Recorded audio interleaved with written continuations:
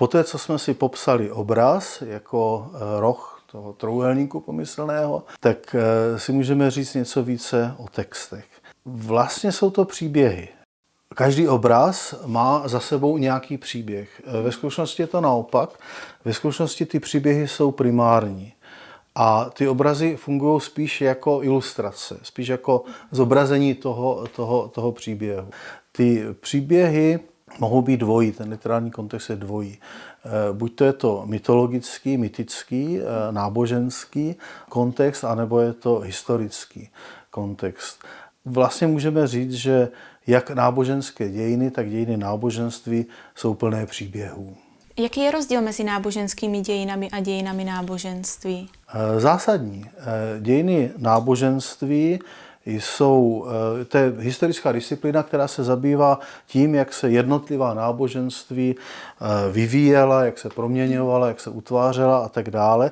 A je to historická disciplína. Kdežto náboženské dějiny jsou dějiny náboženství z pozice daného náboženství, tedy jak jednotlivá náboženství nahlížejí sami na sebe anebo na jiná náboženství. Čili ten rozdíl mezi náboženskými dějinami a dějinami náboženství je docela zásadní, i když to zní, jako kdyby to bylo totéž. A v obou těchto dvou disciplinách, tedy jak v dějinách náboženství, tak v náboženských dějinách se setkáváme se zobrazeními, s příběhy a to se týká i vlastně toho našeho konkrétního zobrazení santalového Buddhy. A můžete nám některý z těch příběhů povědět? Můžu, samozřejmě. Začneme u toho mytického.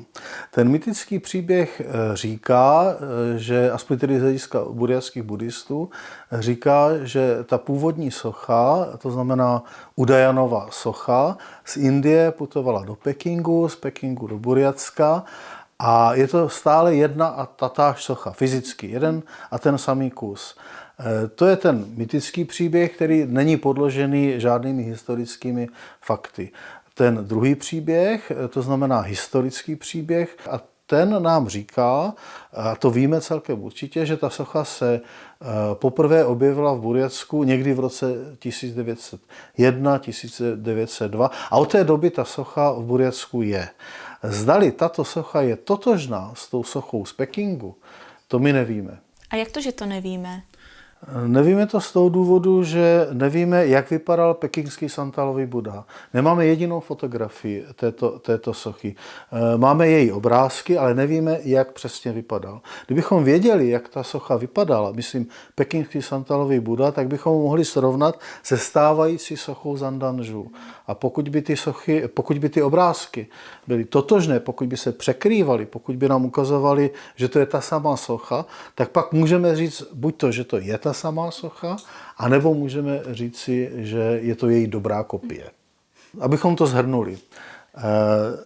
Když dva dělají totéž, není to totéž.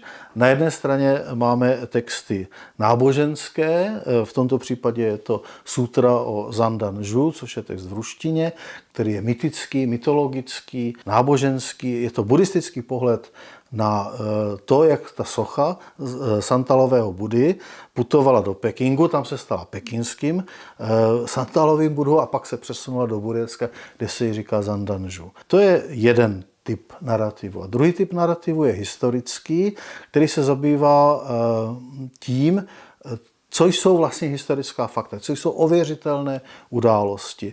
A tam ten příběh spíš bereme od konce, že víme, co je Zandanžu, kdy se objevil v Burjatsku, ale zdali je to totéž, co je pekingský santalový Buddha, to nevíme.